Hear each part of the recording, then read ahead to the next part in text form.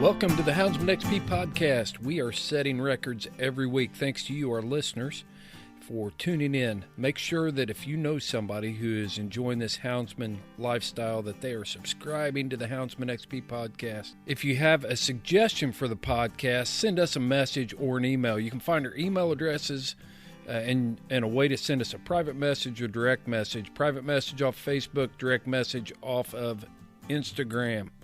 So our Facebook page is Houndsman XP Podcast, and our Instagram account is Houndsman_XP_podcast. This week is no different. We bring you a legend in hound sports coming to us from Cortez, Colorado. We have Mr. Van Johnson on the podcast this week. He has over 60 years of following hounds, working as a USDA government hunter who worked for the Colorado Department of Wildlife for several years, handling nuisance complaints all across Colorado. He has bred his own line of dogs to pursue bear and mountain lion in the Rocky Mountains in the state of Colorado as well. He's written a book titled The Houndsman that describes his life with hounds and making a living with his hounds. He was making VHS tapes back in the day and has now converted those over to DVD for his viewers. You can find all of his information after you get introduced to him here on our podcast, but you can find Van Johnson at vanjohnsonhounds.com. That's vanjohnsonhounds.com. He's an entertaining guy. We're going to talk to Mr. Johnson about guiding and outfitting all across the West, but in particular his hound adventures and his clients that came and hunted with him. He's going to talk about how hunting has changed over his lifetime and some of the positive things that he still sees coming out of hounds and what his prediction is for the future of our lifestyle as houndsmen. We're also going to talk about the ongoing issue, ballot box biology, the forced introduction of the Canadian gray wolf in Colorado. You want to hear what this seasoned and experienced houndsman has to say about wolves. And without any further delay, enjoy this podcast. We have Mr. Van Johnson exclusively for you. Steve, good evening. How are you doing today? Well, it is an evening here. The sun went down, so I would say it's evening here in the great state of Florida, the land where the old elephants go to die, and everything is good down here. I'm a little bit foggy today. I was up much too late last night following coonhounds around through the orange groves, but everything's good. I heard the story, and do you want to talk about that, or do you just want to? I heard the whole. Oh, you story. Want to? Yeah. Well, it's not pretty, you know. The story was that big. And you want the enhanced version, or you want the cold, down and dirty? No, give us the typical houndsman version. Oh, the typical houndsman. Well, my dog looked really good last night. He was on top of his game. Right, there we go. Yeah, and if it hadn't have been a big moon, you know, and if they hadn't picked oranges in my favorite section there, so there was nothing for the coon to eat, and if it hadn't, you know, if the tracks had been a little hotter and you know, the night had been a little longer, we probably would have treed more coons. There you go. But the fact was, we did tree one off a good track right out the box there, and man, we said this is going to be a great night. But it went downhill from there, and we won't go into all the gory details. We did make some trees, I will say that much. But coon really weren't moving much last night. I don't know. I'm an old school guy. You know, that moon affects things in my view, and a lot of younger hunters don't seem to think that's true, but I'll stick with that. You know, the thing of it is, I think it's, if you believe it, then, you know, it transfers over to your attitude, because I'm I'm of that old school thinking too, and a lot of times I don't go. I don't know how my dog would look on a full moon night because I'm of that old school thinking and I don't go. So. Well, that's it. My dad always told me, son, leave those dogs in the pen on this old cold moonlight night because you're just going to get them after trash and coon aren't going to be moving. And he believed that, and he ingrained that in me pretty deep back in the day. But yeah, that's the excuse we fell back on. But we really didn't see many coons last night. Saw a few setting up, but had a good time. Well, that's all social media has created a situation where we can have outstanding hunts any night of the year. So you take a couple pictures and write it up and put it up there, and here we are. I mean, look at me and you. We're all stars. Right. That's right. As you said, I've got that face for radio, so yeah. Hey, we got a great guest today, right? We do, and I'm super excited to have Mr. Van Johnson on the podcast this evening. Van, how are you doing this evening? In the house. Absolutely. I'm well. Thanks for asking. Yeah. And Van, you are from Cortez, Colorado. Is that correct? Right in the Four Corners. Yeah. Area. And of course, we've known of you for several years. You've been around hounds and living the houndsman lifestyle and guiding and outfitting in the West for a number of years. We've known about you a lot longer than you've known about us, I can tell you that. You made videos and have marketed those, and hunted all over the West for your entire life. Is that pretty accurate? Pretty much, yes, sir. How many years have you been hunting hounds? Well, I started when I was 9, and I'm 73, so I guess do the math. A long time, I can tell you that. Yeah. How about that, Van? You and I are the same age exactly. 1946? Yes, sir. Yeah. All right. What month? October. Well, you're a month older than me. Hallelujah. I can't get finally met a hunter older than me. I tell you what, man, I can't get away from that. It seems like every group I get into these days, I'm the old guy. So yeah. Well, you know what? I got invited to an old-timey line hunters reunion down at Cliff, New Mexico this last summer, and they named it right because I was the youngest guy there. I felt actually good about it. Yeah, that's it. The opportunities don't come around very often to be the young guy anymore for me. That's for sure. That's for sure. That's great. Well, we've talked about it on the podcast before, Van. The younger houndsmen need to really, really cherish the fact that there are houndsmen that have been around that can kind of light the path forward for the younger people. So, yeah, I celebrate it. 60. What'd you say? You're 73, 9 years old, 62 years, 64 years with hounds. 64 years with hounds. Yeah, that's pretty impressive. You got to have a passion for it. Yeah. Well, Chris, before we get away from it, maybe we can come back to it. I'd like to hear about that reunion that you went to, Van. I don't know if you want to go ahead and do some bio at this point, Chris. No, let's go ahead and talk about that. Yeah, we're right on it. We might as well go with it. Well, I had a good friend, Ray Hatch, that they had a benefit auction, and he was going to do the auction, and he invited me to go with him, and went down and met some of the old timers, just like you aforementioned about me, that I'd always heard about some of those guys, Warner Glenn and Terrell Shelley, I think was the main two. There was Richard Holcomb. There was quite a few guys there.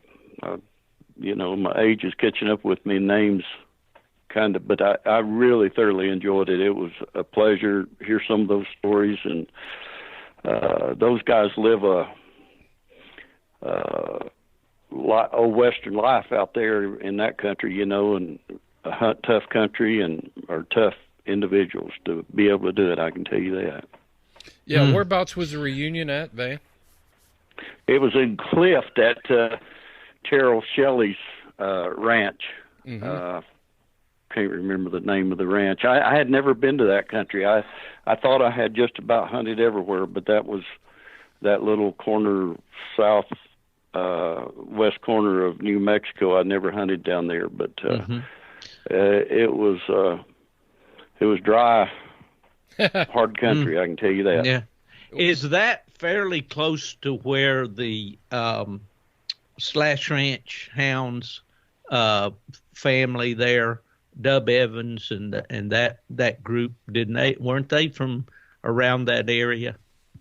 They hunted the Black Range in that country down through there. When you talk to those guys, that was Geronimo's stronghold, where he held out the last days of his life, and they've got some stories, man. You would love to interview some of those guys now. Oh, for sure. Were there any Ben Lilly stories floating around? It was, a large group of people. Not a large group of people, actually. It was a select group of people, but I didn't hear any, but I'm sure there was. I'm sure they could have told you some. Or do these older hunters that you mentioned there, these veterans, do they still keep hounds? Any of them, you think? Warner Glenn still hunts, and he's got a daughter. I think Warner's 81, and I asked him if he still rode he does all of his hunts horseback, and I asked him if he was still riding as hard as he used to do when he hunted, and he said he had to. He couldn't walk no more. but I really enjoyed with him. I probably visited with him a little more, and his daughter Kelly, and boy, you're talking about some unique people. I sure enjoyed visiting with them, and what an opportunity! We've wrote several. Yeah, we've corresponded and traded books. He has a book written, and I traded him one of my books for his books, and so does Terrell Shelley has a book, and man, I sure enjoyed them. Well, we're going to have to get the information about where those books are available so we can pass that along, I'd be glad to give it to you. Sure. Whereabouts? Yeah, that was quite a deal. Whereabouts, since we're on that subject, whereabouts do people find their book? And we'll get to your book here in a minute. But for Terrell Shelley and some of those guys, where will we find their book? Terrell and Warner's book was authored and edited by Ed Ashurst, ASHURZT. I'm thinking it's kind of got one of those funny letters there. It looks like a Z. Okay. No, it's a ST. I see it on the other book here. ASHURST, and I'm sure he has a website. I know he was there at that deal, an old rancher. I'm not sure he had hounds, but he was an editor, and these guys told him their stories, and he put it down kind of like the Dale Lee book. Yeah, was authored by another fellow. But anyway, he sure is a good writer and really put those two books together real well. So there are two distinct books, one each by Warner Glenn and Terrell Shelley, right? Yes, and they're both authored edited. The name of the book is Stories That Terrell Shelley Told Me, and then the other book is The Legend Times of Warner Glenn. Sounds like great reads. I'm going to look them up as soon as we're done. But they're both. I mean, you will thoroughly enjoy both books. There's a lot of history about Geronimo and the country and their generations. Probably Warner Glenn is and his father. Don't recall his name, but they did a lot of movies, taking a lot of people. Supreme Justice, one of the Supreme Justice judges, hunting. I mean, I've taken a lot of hunters that hunted with Warner and his dad through the years, and a little different type of hunting than what I do in a little different country, but I've never heard a bad word about either one of those guys. Yeah. Awesome. That's pretty neat stuff. Well, let's talk about Van Johnson a little bit. We ready? We ready to shift gears? You know, the reason we wanted to find you and talk to you, Van, is because, you know, when you look at when I look at your website, I look at the description on your book. One of the things that caught my eye about the whole thing was it was stories about your hunting, but you included a line in there, and the friends I met along the way. And yes, sir. And that spoke volumes to me when I start thinking, you know, when I read that. I thought, here's a guy that wants to tell his story, but he also wants to tell his friends' stories and showcase them as well. So whatever inspired you to write a book? Well, encouragement from friends, mostly family. I build my livelihood off of personal relationships with my clients. I've been a outfitter and guide for the past 40 years, and I started out just word of mouth on my hunts, and that word spread, and so when I years and years and years I kept people in my home, and they slept in my house, they ate at my table, and we rode in a pickup together for 5 days.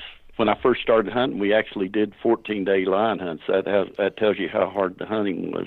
Wow! But anyway, you don't live that close to people and don't form a bond and relationship, and you ride together 24-hour sevens, you know, and you tell stories, and I think that's a lot of people can't believe that I can remember a hunt that happened 50 years ago. The reason why I can, I've told them 100,000 times.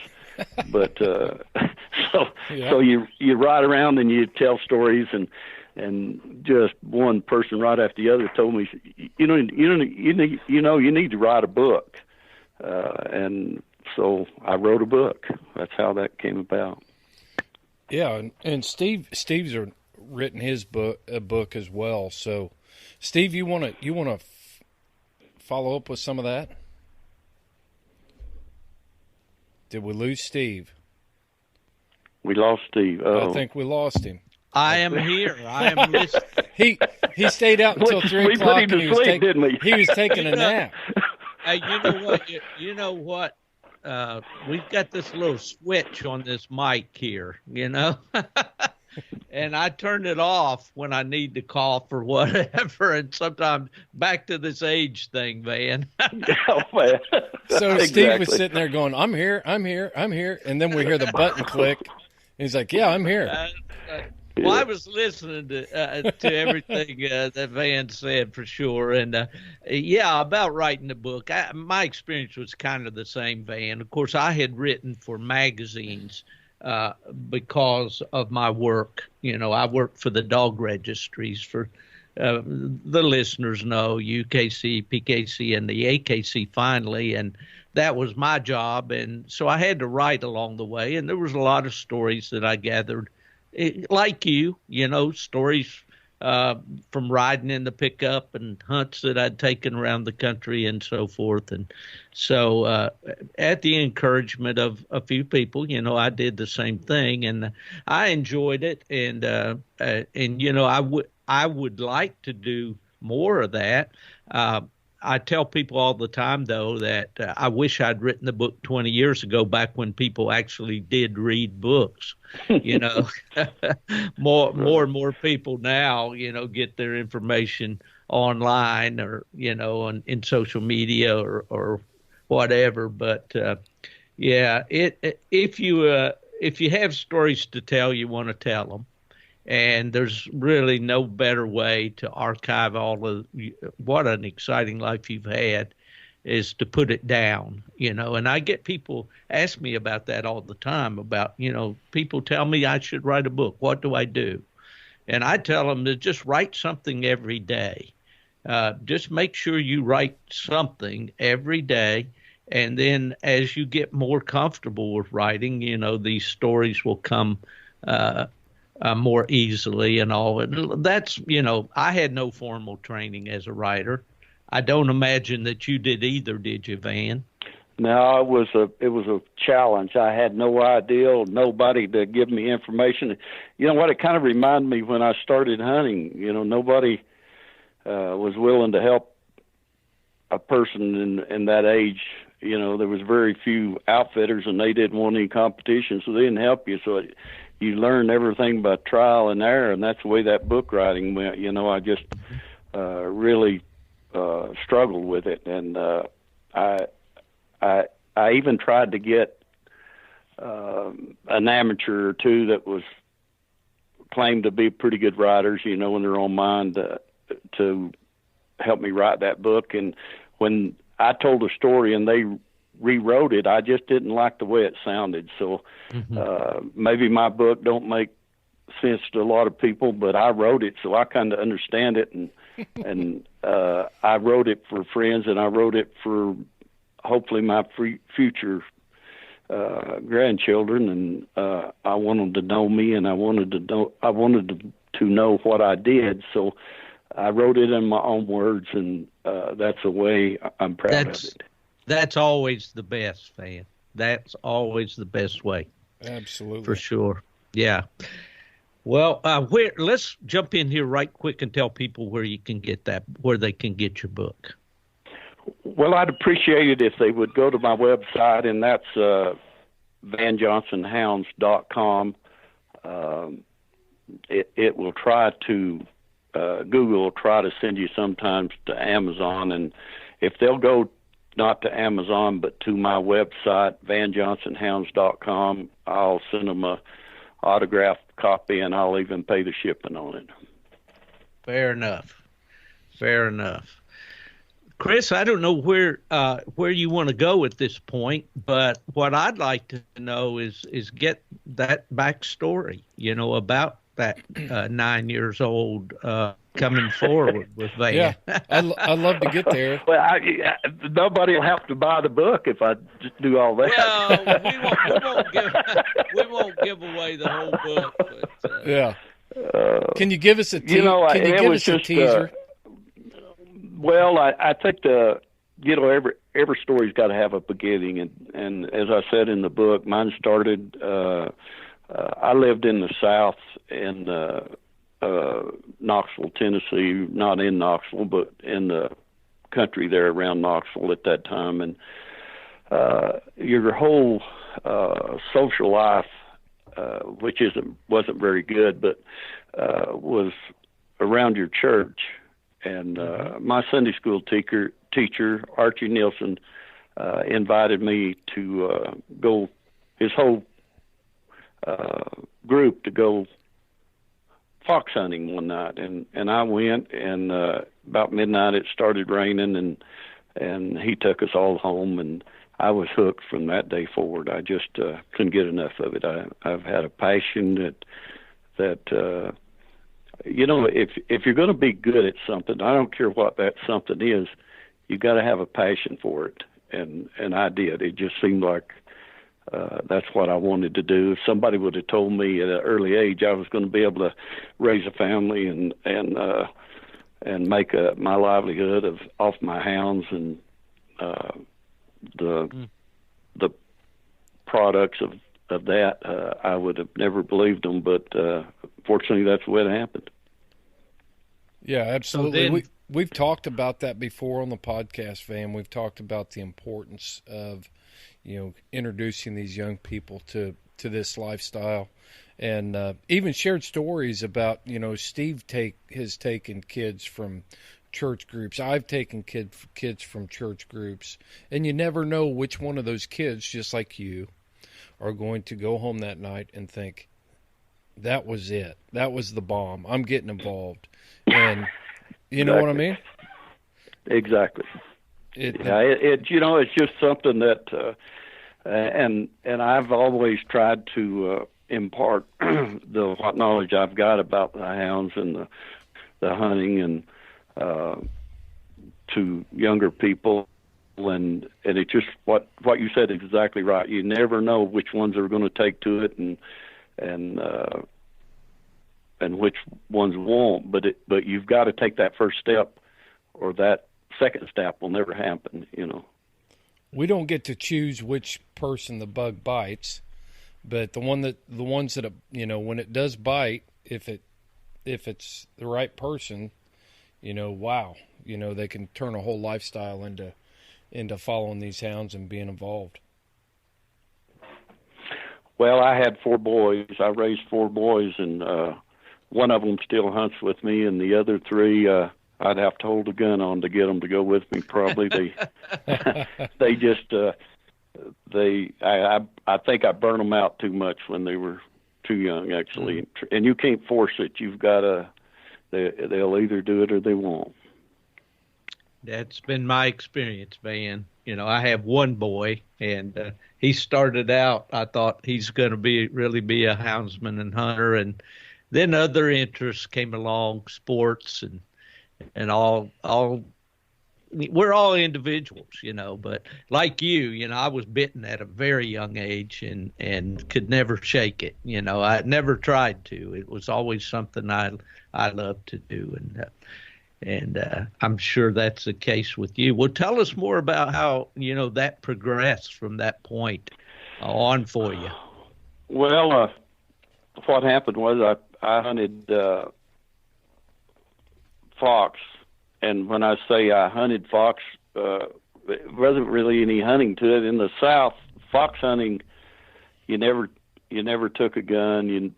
I'd never seen a fox killed in 10 years. You go fox chasing, I guess you might want to say, you know, and it's all about the dogs, and it's all about camping out, and it's all about the food, and it's all about the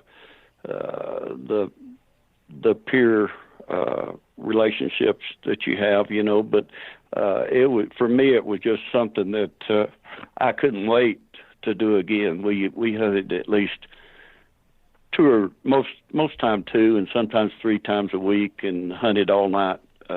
It was from before dark to after daylight kind of hunt. But I did that, and then my family moved from Tennessee to Utah, and between my junior and senior year in high school, and I had to give up my hounds there for a couple of years, and end up in Gillette, Wyoming, and took up the sport of coon and bobcat hunting, and I did a lot of. I coon hunted 6-7 nights a week for probably another 10 or 12 years, and did a lot of competition hunting, and that's a side I didn't know about you. That's interesting. And I wore a good friend of mine, Ed Sittner, and I wore out a pickup in a couple of years going to coon hunt someplace, but. It was good, and then I got into the big game hunting, and that kind of squashed my coon hunting career. And I quit bobcat hunting because when you're line hunting, you don't want to get down in a canyon and have the dog switch from a cold line track to a hot bobcat track and chase bobcats around for a half a day. Those clients that pay that big money don't appreciate that very much. So I pretty much bobcat and line hunted up until 2000, the state of Colorado, the bear and line depredation started getting so bad, they stopped the bear hunting with baits and with hounds in 1992 on the bear. And so by 2000, the bear population had got to where it was causing so much damage that they offered me I always told everybody they got tired of chasing me around trying to catch me do something wrong that I wasn't doing, and finally just decided if they hired me, they could tell me where to go and what to do. But they hired me, and to keep me under control, I guess. And for the next 18 years, I've worked for them 5 or 6 months a year in the summertime, especially. I was on call all year, but I worked for them full time from the 1st of April or May all the way through till October when the deer and elk season started. So what kind of things did you do for Colorado Fish and Wildlife? It's Fish and Wildlife back then, and now it's Parks and Wildlife. But yes, sir. So when you were on call and you got a call for that, what did that look like? Well, it without going into a lot of details, I was a full-time, part-time employee, which meant that I was full-time from the 1st of April through the end of October. And so I worked basically 7 days a week for that period of time, and I did all of their damage control, depredation control, all over the state of Colorado. I may get a call tonight to be 10 hours from here and drive all night and be there in the morning and hunt all day and get into camp and get another message to be 8 hours the other direction. So I did a lot of traveling and seen a lot of, I pretty much seen the whole state of Colorado one trail at a time. But it was a neat time, good job, something I really enjoyed doing. And then through the winter, if they had a depredation, a line depredation call, or sometimes anytime they had they called a human conflict, human health and safety conflict, they would call me. If somebody got mauled or hurt in that regards, they'd call me and I'd go take care of that problem. But that's basically what I did. I didn't do any of the garbage can bear or the town bear. It was all livestock, produce, or human health and safety conflicts. Yeah, Well, that's interesting. How many dogs would you typically have at that time, Van? Well, when 10 or 12 or somewhere in that neighborhood, I usually didn't keep more than what I could haul, and probably try to split them up and run them in 2 different packs. Now, when I was outfitting pretty much full time, I kept 3 packs of dogs between 15 and 30. But I didn't keep quite that many in the later years. But Did you establish a breeding program with those dogs, or did you reach outside to get to replenish when you needed a hound? Well, that's something I wish we had more time. I really enjoy talking about the way the hound breeds and the quality of the hounds got better as the years went on.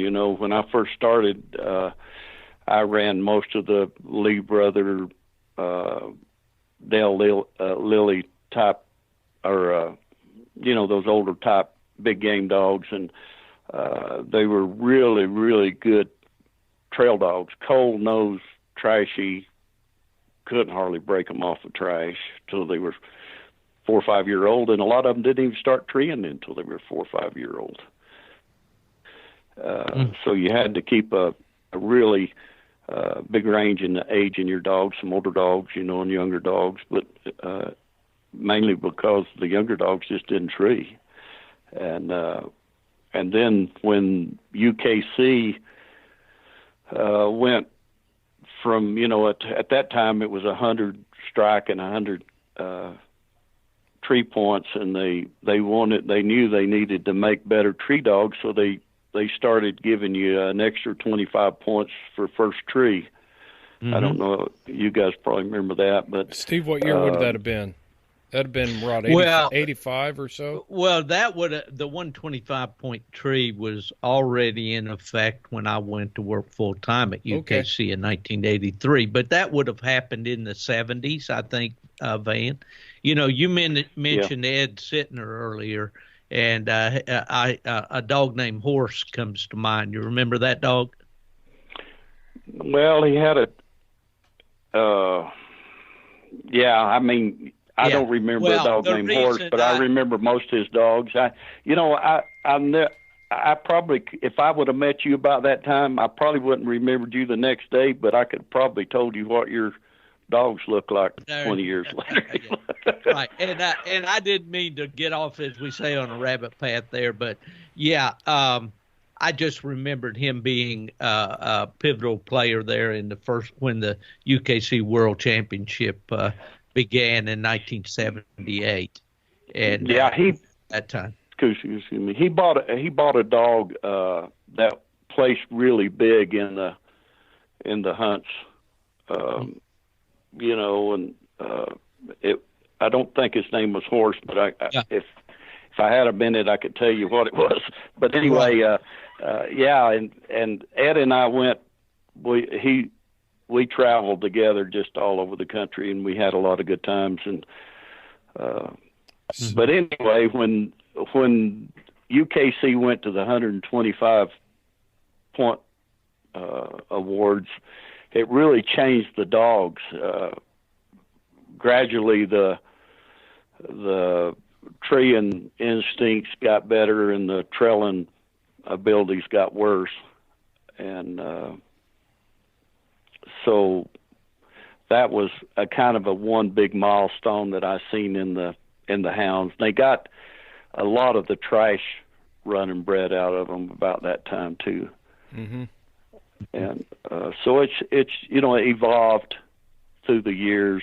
I kind of had to go back. I really lucked out. I got a dog that came out of Riverton, Wyoming, an old blue tick dog, and it's quite a story the way I ended up getting that dog. But he changed my whole hound structure and my breeding programs. That I've raised those dogs ever since out of that old blue dog and bred pretty close, and I'm still hunting those same type dogs, and they're just easy training. They really work for the type of hunting that I have done in the past. I think it was late 70s probably when I got that dog, and it just changed everything. Up until then, I hunted every breed of dog known to man, and found good dogs in every one of them, but consistency and ability and mainly consistency. I think I was able to train 10 of those dogs while I did one of the other dogs, seemed like, and it just changed my whole, kind of made my career, I guess. Did you have any idea of the background of that blue tick dog from Wyoming? Well, the best I could, like I say, that's quite a story. A fellow by the name of Rick Kurtz that lived here in town, he was a young guy, and his best friend was Mark Reichenall, and I hauled Mark around all through high school and took him hunting. And when they got out of high school, they moved in together and was hunting a little bit. And anyway, Rick was in Riverton, and he came home with this blue tick pup, and I kind of traced it back to that area and talked to there's a John Gordon that lived up there, and George Hook and a few other guys, and there was a guy up there by the name of Herb Burton. Never met Herb, but he had a dog called Roscoe, and everybody still talks about that dog up there in that country. And Herb had moved there from Nevada, and I think he had some of those Carol, again, names kind of get away from him, but an old line hunter out there that kind of hunted the Lee brother, Wiley Carroll. Uh-huh. Exactly, yeah. If we can take a step back there for just a minute. You're living in Gillette, Wyoming. Where were you going to hunt in night hunts? Well, I didn't really hunt in. I only lived in Gillette, Wyoming for 2 years, and I moved down to Cortez, and I went to 4 or 5 state hunts. I went to Oklahoma and Kansas and Texas, and we had a coon club here in Cortez that had 26 members, and Cortez is not that big, and I don't think there's one coon hunter in the whole county right now, but at that time coon hunting was a big thing, and trespass laws weren't as such as they are now, and I really did a lot of coon hunting, but I hunted Ada, Ed won third place in Ada, Oklahoma on a trip down there. Mm-hmm.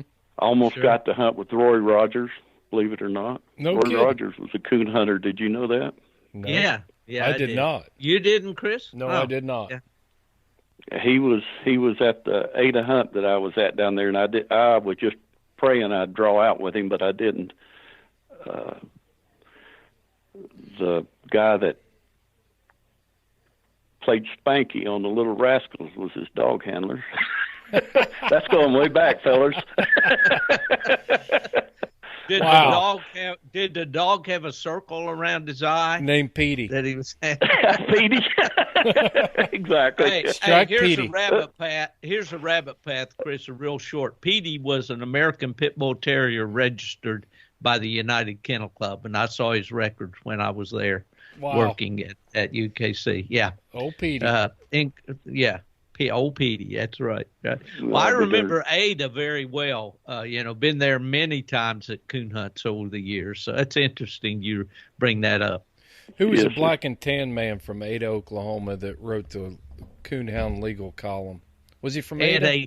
Ed Abel. No, well, he was not actually from Ada, but he was from Oklahoma. Yeah. Okay. The blind coon hunter. Yeah. He eventually went blind with diabetes. Yeah. Oh, I didn't know that. Do you remember Dwayne Clark that owned Spring Creek Rock? Very, very well. I hunted with Dwayne and Mike Boone, I think was his dog handler. That's correct. And I think that was the most impressive dog I ever night hunted with was Spring Creek Rock. Yeah. I mean, he was so well trained. I don't say he was the best dog I ever hunted with, but he was the best trained dog I ever hunted with. Dwayne Clark, I have a cherished photo that I had that was taken at the 50th anniversary of the Tree Walker Breeders and Fanciers over in Portland, Indiana, not far from Chris there. And it was with John Shetler, who had Shetler's Sonny Boy, James Merchant, that, of course, won the World Hunt 3 times. And then with Dwayne Clark. Dwayne Clark was in that photo, too. So, yeah, you bring back some great memories there. You know what? It's amazing their trails hadn't crossed someplace, isn't it? only a month apart, you know. Yeah, that's right. That's right. You know, the one story, and I'm big on stories, but that's Dwayne good. Clark was telling a story that he was in the World Hunt with Spring Creek CB. CB, yes. Uh-huh. And I've always got a big kick out of that. And I still remember today. He said that I guess they got after a real hard running coon, or that's what everybody thought, and they ran that coon for 3 hours. And after the hunt was over, Dwayne called CB and gave him a whipping, and he says, "Well, man, that was a hard run. These coon run hard down here." And he says, "Well, either way, he deserved a whipping for running trash or letting that coon outrun him for 3 hours like that." I'll always remember that story. You bet. You talk about some guys that were fun to be around, man. You hit the nail on the head. I'd go to Autumn Oaks or one of these major hunts and sit around and talk with Dwayne and with Mike Boone, and oh my goodness, the stories they could tell. Some of them we probably couldn't tell on this podcast, but there were some great stories, great guys. Yeah. Well, when you're our age, Van, we have lots of stories to tell. Yeah, absolutely. And I catch it all the time from these guys for my stories, but we're enjoying yours for sure. Yeah. For sure. Yeah. I went to Plot Days in Indiana one year, and I met all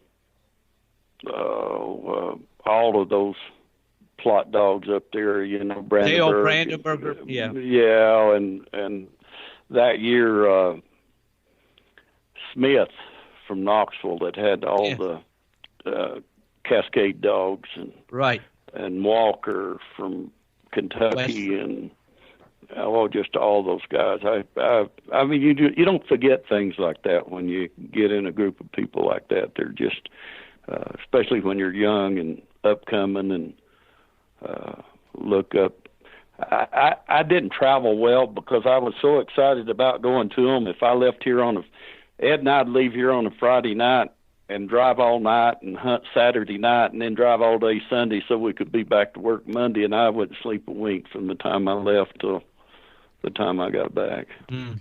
Yeah, but you did it. That's the neat thing. It's we get to talk to houndsmen from all over the country.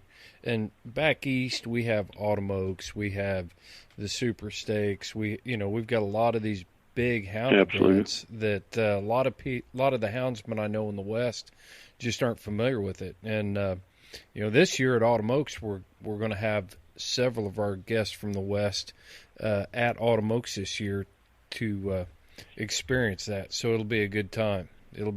I'm excited to see how they react to it. A gathering that size of houndsmen. A friend of mine out in Montana, his wife is calling it the Sturgis for coon dogs. Instead of motorcycles, it'll be coon dogs. So exactly. Yep. Yeah.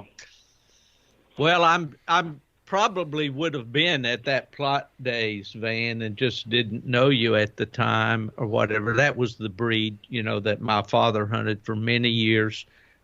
He started in 1954 with Plots, and he was a lifelong bear hunter in West Virginia. And so I'm sure our paths or fairly sure our paths crossed like two ships in the night. We just didn't know. Oh, yeah. Well, what I remember most about that deal, that was back during the day when they had the bear contest, and yes, old Leroy Hogg, or whichever how you pronounce that. Mm-hmm. And there was a guy there by the name of Paline. Richard Paline. Mm-hmm. He had the dog that won that. His name was Chuck. Well, when I got ready to leave, he gave me that dog. And I brought it back out west, and I tell you what, I got some good stories about that sucker now. What was that dog's register? It wasn't that Cole Claser's Chuck dog, was it? I don't think all I can remember, that's been a long time. I brought that dog home so many times and laid him in my garage and figured he wouldn't be around the next day, and 2 or 3 days he'd be ready to go hunting again. I don't think he ever met a bear. Even when he lost a bear fight, he thought he won it. Was that a buckskin colored plot? The best I can remember, he was black. Now there was a those guys from Canada, and I can't remember their names. They were there, and they had a lot of those red buckskin type plots. They were pretty big breeders at that time. Well, looking back, we had what we called the MPHA Bear Championship, and I started that in 1979 at Boonville, Indiana. We had our first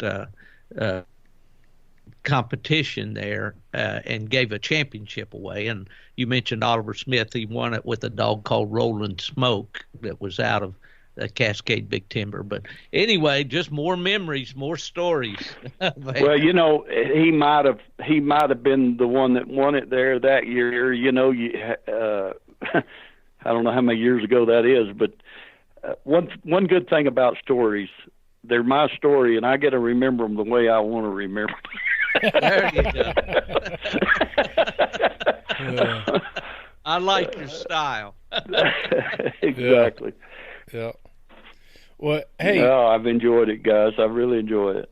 Well, let's shift gears a little bit, because I don't want to give away too many secrets on this book. I got one coming, and I don't want to run it for me. So I just ordered my copy. There you go. Copy today. So, and I ordered off your website, by the way. But thank you. Yeah, I want to know. I'll be doing that tomorrow. Yeah. I want to know how you've seen hunting in general, but particularly hound hunting, change over your career.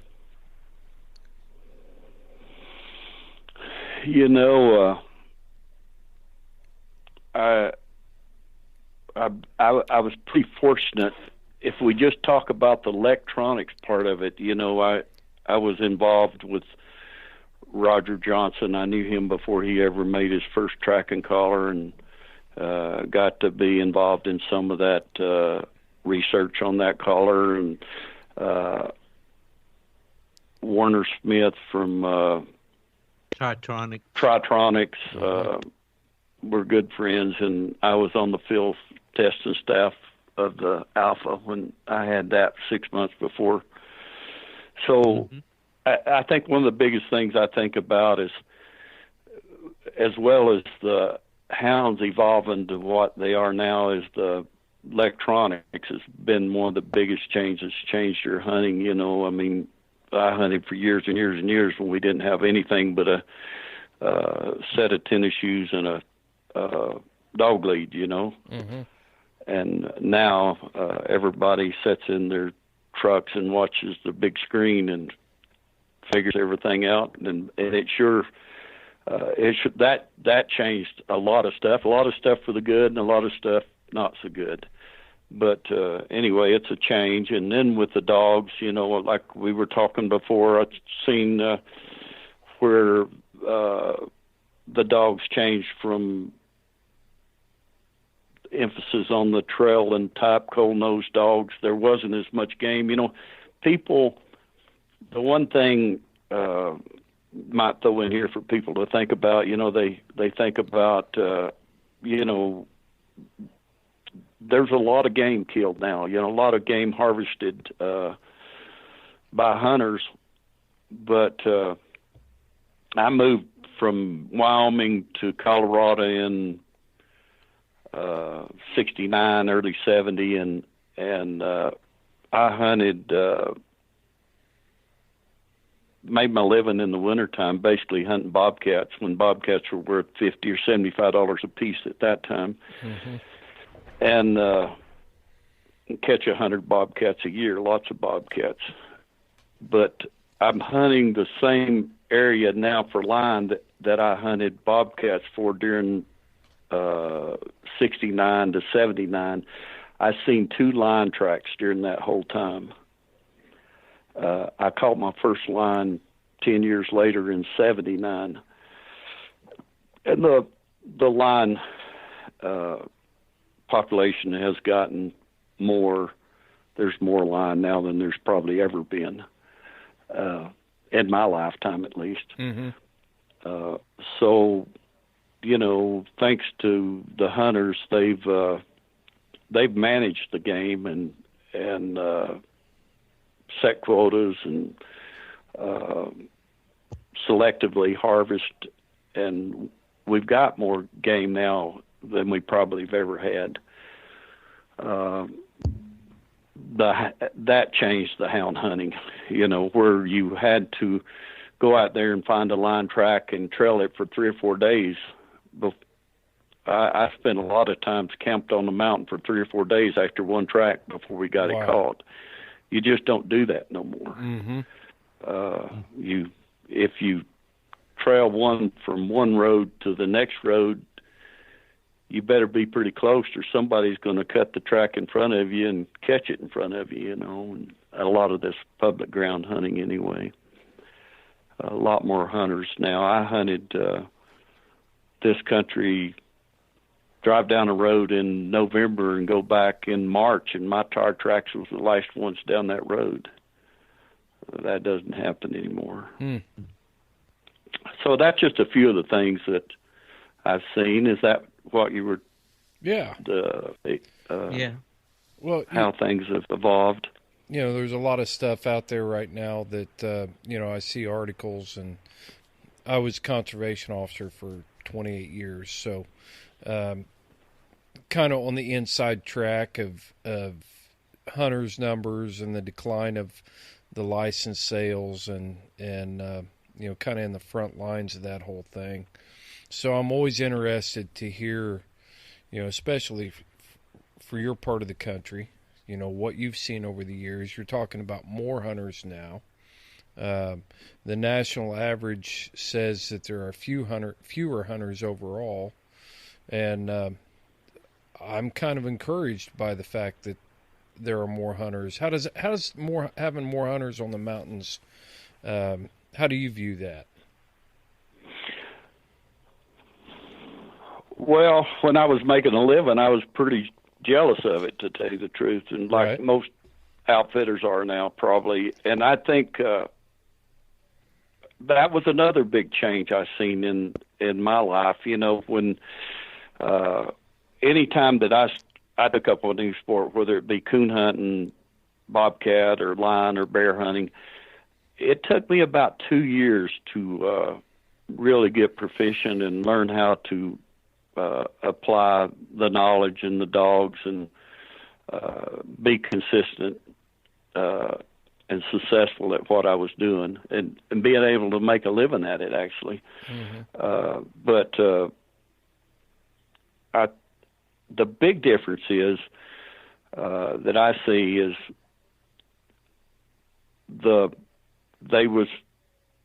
as they got to be more hunters and money got involved, then a lot of jealousy takes place in it, and money is the root of all evil, I believe.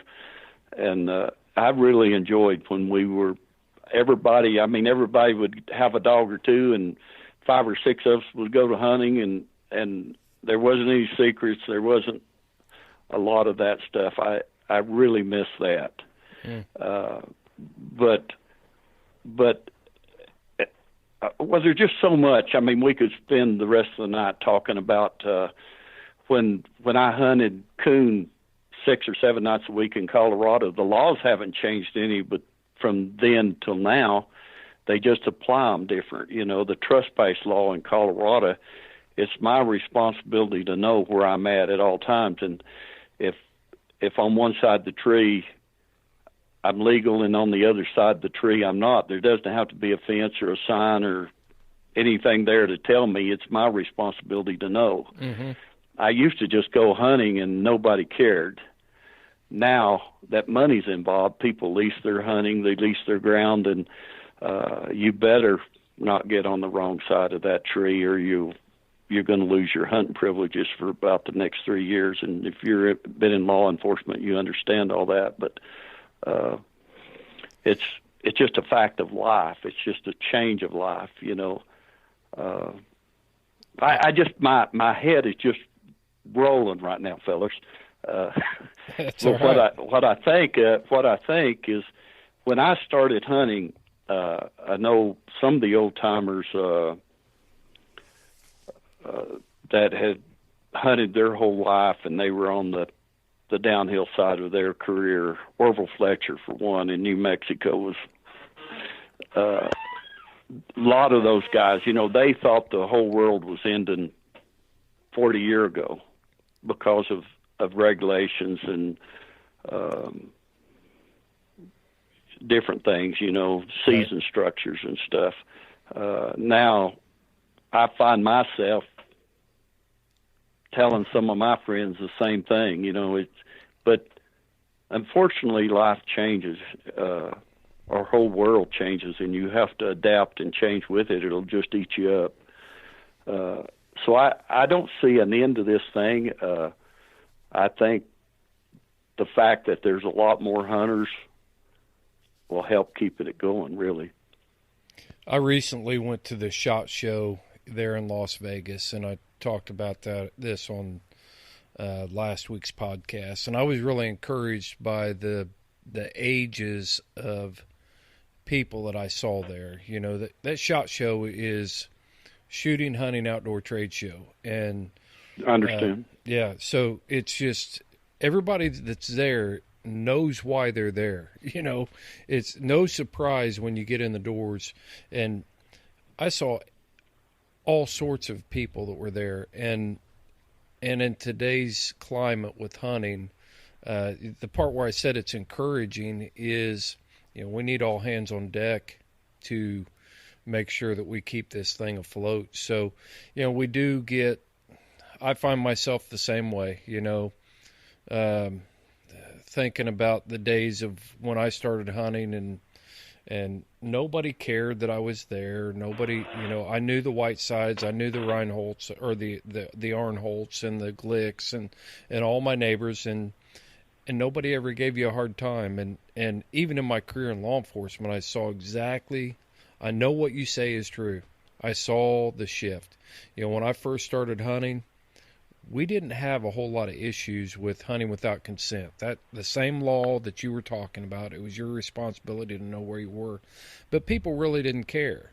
But when we started leasing ground and we started doing all these other things, then people started to care. And it started becoming more of an issue. So access has always been one of those things that has been maybe not so much where you're at in the West, but East, access is a real issue that people have to contend with every day, where we're going to hunt. So I know what you're saying is true. I agree. You said it real well. Said it better than I could, but that's just a fact of life, and you have to always have that in the back of your head that I turn this dog loose and I can't really control where he's going, so I hear a lot of negativity about the Garmin collars and stuff, but without them now, we would either be in jail or not have dogs, probably. So in today's world, yeah. Let me jump in real quick, Steve, and I'll cap this off on my part of it. But we just recently learned of a House file that was filed in Iowa that would make it a misdemeanor for a person to allow their dog to go onto property that they didn't have permission on.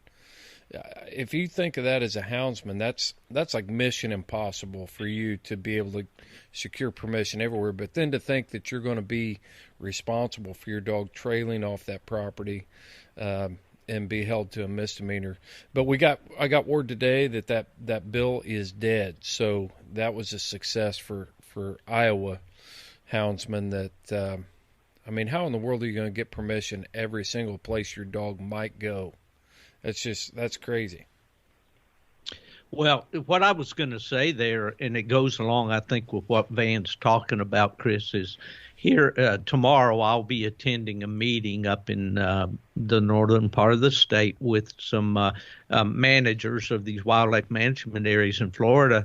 And the objective is going with my friend Gary Langford, who's the president of the PKC State Association here, to try to secure the right to hunt with hounds on some wildlife management areas. The simple reason, there's no private land available to hound people down here. Everything is tied up in leases. Oh, private. I mean, no private land. I'm with you. So, yeah, there's no private land, so we have to turn to the public land. And, I like the T-shirts that I see around that say, public landowner. I think I maybe saw you with one of those, Chris. Yeah, I've got one. But, but at any rate, that's what it's become, And I know one of the last things I did when I was with PKC is work with the Illinois State Association to try to keep all the farmers there from leasing their lands to out-of-state deer hunters. At the exclusion of coon hunting. So anyway, that just follows with what you're saying. Access is the big issue for most of us. Yeah, for sure. Van, before we wrap this thing up, we've been talking about wolves a lot on this podcast. I just got back from a 4-week trip out west and got my hunting shut down several days by wolf tracks in the area, fresh wolf tracks, and Colorado. While I was out at the SHOT Show, I attended a seminar with the Rocky Mountain Elk Foundation and Colorado Farm Bureau about the introduction of the Canadian gray wolf into Colorado. And I was just curious if you've been tracking any of that or can give us kind of a weather report, barometer reading of how people are receiving that in Colorado.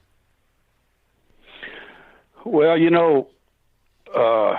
I've been kind of out of the loop for the last 2018. I quit working for Wildlife Services, USDA, and we had a management plan for wolves at that time here, because we knew eventually they were going to migrate in here from the north or the south, the gray wolves from the north and the Mexican wolves from the south. And I-70 was the dividing line, and they had a management program for each side.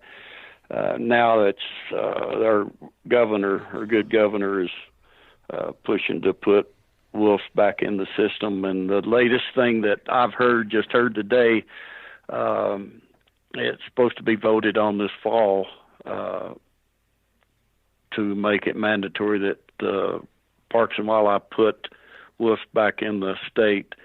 They've had one little hitch with this Title 33 under the state constitution. They've got a statute in there that says if there's a viable population, in this case of wolves, they can't augment it any, and kind of let it grow and leave it on its own. And now they can go in and change that statute by House and Senate vote. But are there wolves in Colorado now?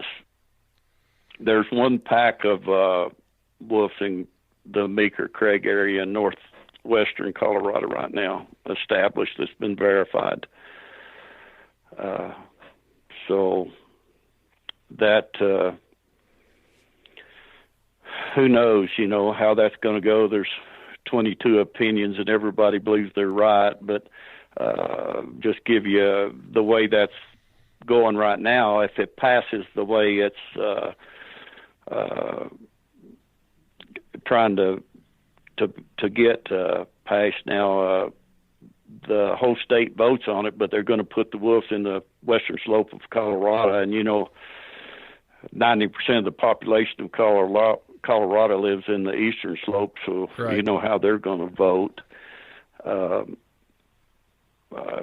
good example in '92 when the bear hunting got stopped here with hounds and baiting, if you just took the state vote, we voted on the Western Slope 90% against 10% to 90% to keep the hunting going, and time the Eastern Slope voted, we lost the state vote by 70 to 30%. So I'm sure that's the way the wolf vote will go if it comes to that. But that's the latest I've heard and all I know about it at this time, I guess. Yeah. So what we're looking at right now, it is a ballot initiative. It's supposed to go on the ballot in November of this year. Exactly. But there is a statute in place, or you're saying it's a part of the Constitution. There's a statute in place that should... It's a Title 30. The way I understand it, it's Title 33 of the state constitution, and in that Title 33, there's a statute that says that if there's a viable population, they can't augment it any. And of course, all they'd have to do is change that statute, but that'll be one more hurdle they'll have to get across. And I think the another saving grace they've got, in Colorado, the bear and line, all the bear and line damages has got to be paid out of the state budget. Right. Any damages that bear and line do to livestock, produce, or that sort of thing. Mm-hmm. And if they're trying to push it right now that if they put the wolves in there, of course the verification's the big issue on that. But they don't know where they're going to get the money to pay for that at. So that's another hurdle they've got to get across. So hopefully there'll be enough hurdles that we can put it off for a while at least. I'm hopeful. That's one of the things that the seminar brought to light was the fact that there is no funding mechanism attached to this reintroduction plan to pay for the depredation of these wolves.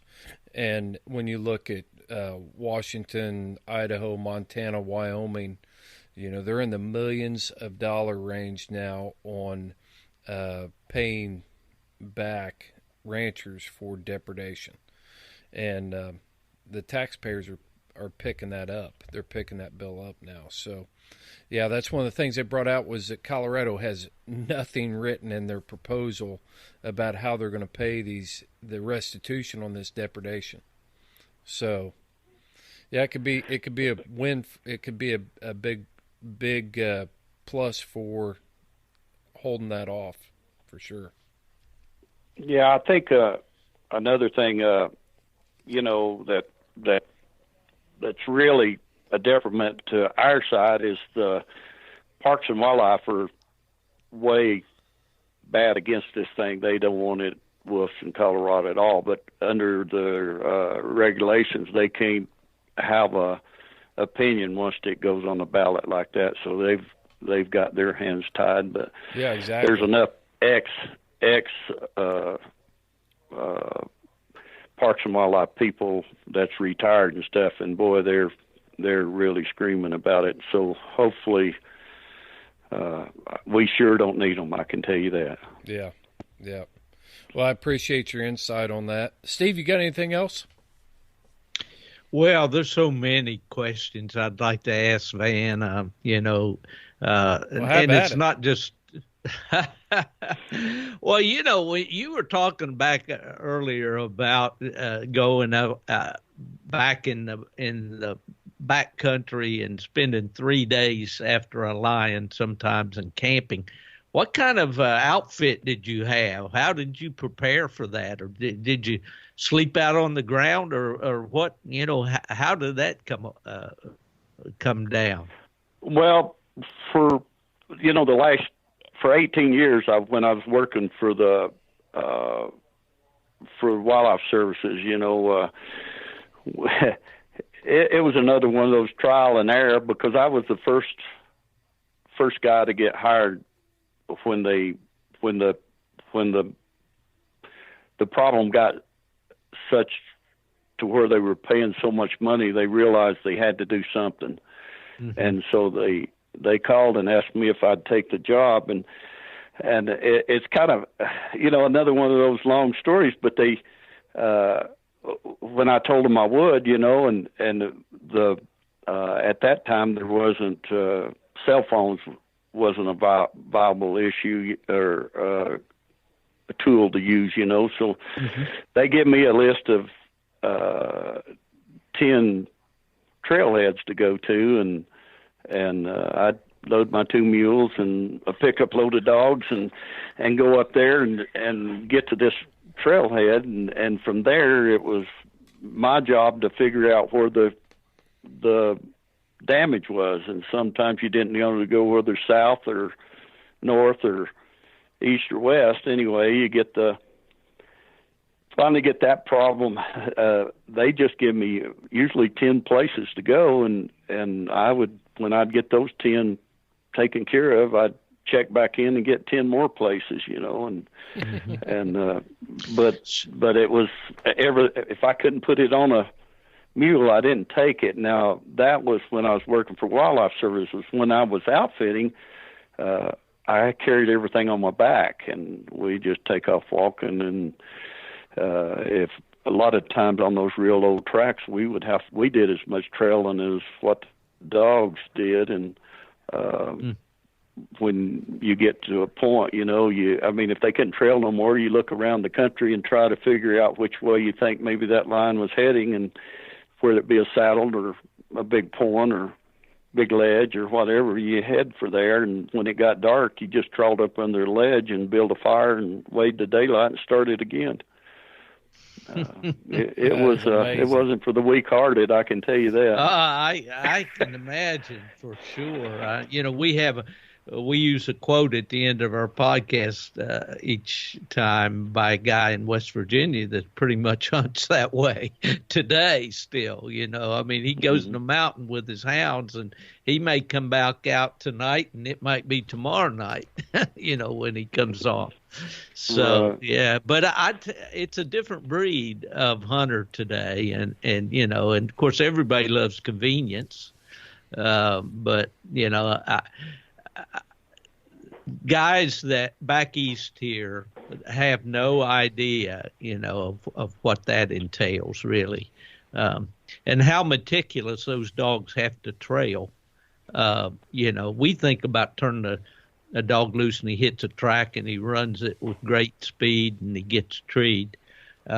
Out there, it's a slow, meticulous process to trail a line many times. And I don't think many of the eastern hunters really realize that. Do you want to comment on that?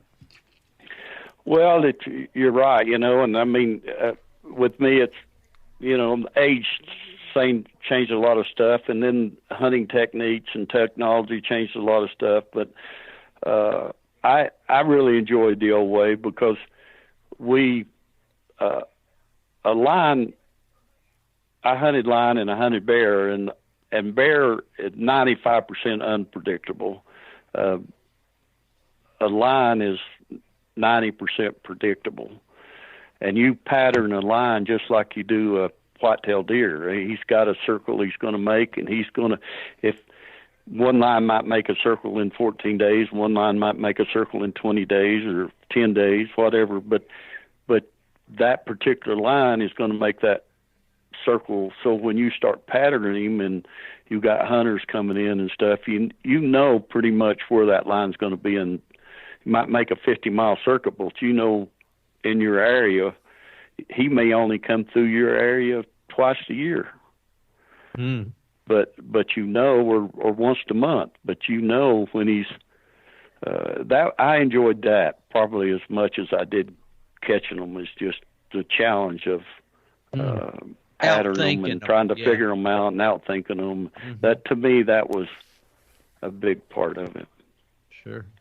Yeah, our friend Kevin Hall up in Idaho, he writes a kind of a rolling story called The Long Walker, and he talks about lions taking those long walks and traveling through the country. And then Brett Vaughn talked about the patterns of lions and stuff, and it's just amazing to me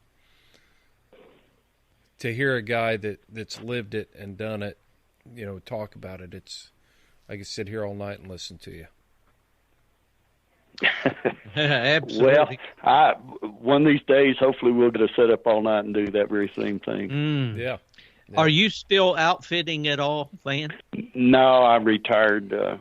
I quit my horn hunting and turkey. In 1996, I took 174 hunting clients, and I took 80 to Texas, and I'm coming back from Texas, and my wife looked at me and said, "If you want to go to Texas next year, you go. I'm not going." And so I decided if she wasn't going, I wasn't going, and I sold all my horn, turkey, antelope, deer, elk, whitetail.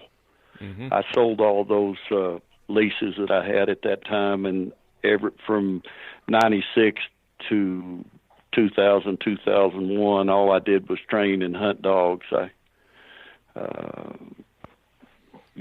From when I first started hunting, if you caught 2 line a week or 2 bear a week or 2 line a month, you were having a good year, I hunted all the way from Arizona to Maine down to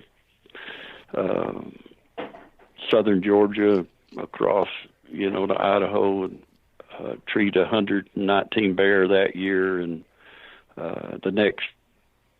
that's 6 years from 96 on, I treat 600 bears. So I got to see a lot of country and do a lot of hunting in those 6 years. But wow, yeah. No doubt. Well, are you still raising puppies? Occasionally, I've got one female, and I've raised I got pups out of my friend's best dog now that's about 3 days old. So the answer is yes. Yeah. But I'd only raise about a litter a year. I got you. I got you. Yeah. Do you place those with? Yeah, go ahead, Chris. Nope. You go ahead. No, I just had a quick question. Do you place those with friends, or do you sell them commercially? Well, I've got.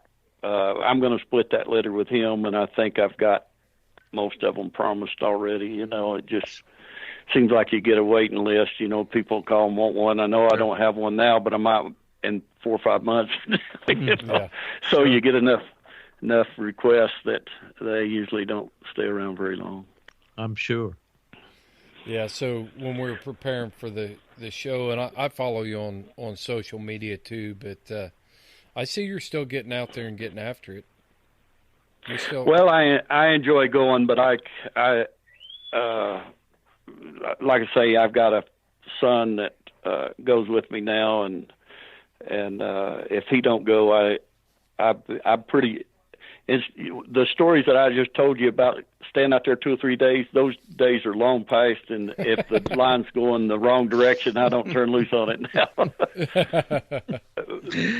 Boy, I can sure identify, Van. I went on that I got to tell you, ahead, you one quick story that I really enjoy telling. I took the boy that hunts with me. He's 6'5" and got 40-inch legs on him. I have to jump in the snow from track to track when I'm following him. But I took him when he was 8 years old, and we walked all day and came out of a big canyon about dark that night. And he laid down in the snow and started crying and told me, he said, "Dad, I don't want to cry, but I can't help it." Well, unfortunately, now I look at him all the time and say, "Kelly, I don't want to cry, but I can't help it." Oh, you know what he told me? He said his Indian name must be One of Us, because every time I say one of us has got to go get them dogs, he knows it's going to be him. Oh, Lordy. Well, it's been fun, guys. I can't tell you how much I've enjoyed it. Well, wow. I have too. So, real quick, VanJohnsonHounds.com is a place to find your books, and I noticed that you've got DVDs on there as well. I did a set of DVDs in 2000, and on not DVDs, on VHS tapes, and I reproduced those on the DVDs, so I do have those available now too. Awesome. That's great. Yeah. That's great. Yeah, it's been a real pleasure talking to you, Van. And Steve, you realize we were only an hour and a half from this guy when we were on the Navajo? You know, that's pretty amazing. And as he was talking, I thought about that trip out to the Navajo Nation that we took just recently. And I'm not sure if you're aware of that, Van. Maybe Chris has talked to you about it. But, you know, with Calvin Redhouse, who you know, I believe. Yes. And, you know, and I didn't make it to the top of some of those mountains on that trip. And it was pretty much by choice. You know I could have.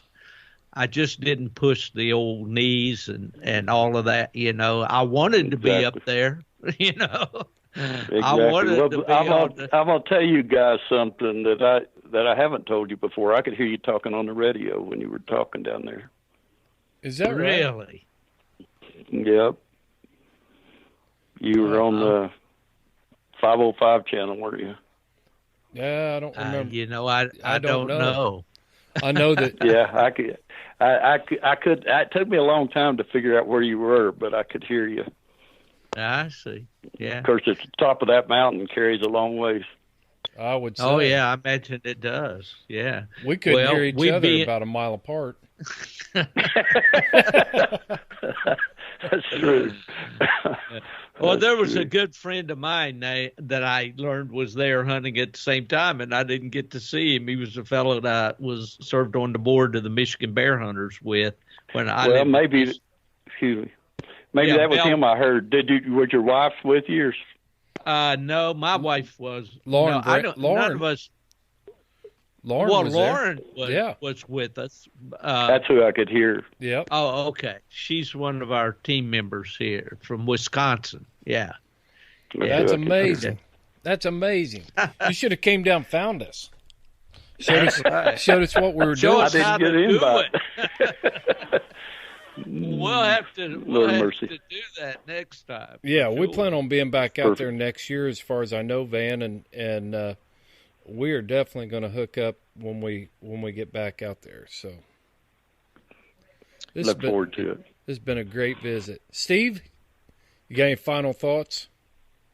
Well, just that it's just awesome for me, you know. And Chris, someday you'll find out there's such a camaraderie with people of your same age, especially in this hound community, with people that have done it for so many years. And I certainly have never been under as many bear trees and all as Van has, but I have traveled the country with these hounds, and it's just such a joy to meet somebody. And I hope to shake your hand, Van, and sit across the table over a big steak or whatever, and let's tell some stories. I would enjoy that to the utmost. I bet we'll have some, buddy. I know we will. Yeah, Van, we have about 3,000 people listening to our podcast every week now. So, you got any words of wisdom or anything you want to share before we sign off? Well, I think the way I ended my book is share all those experiences and trips to the woods with a young person. You'll get more enjoyment out of it than they do, probably. Agreed. Good advice. Agreed. Good advice. Well, Steve, I'm going to kick it right over to you, buddy.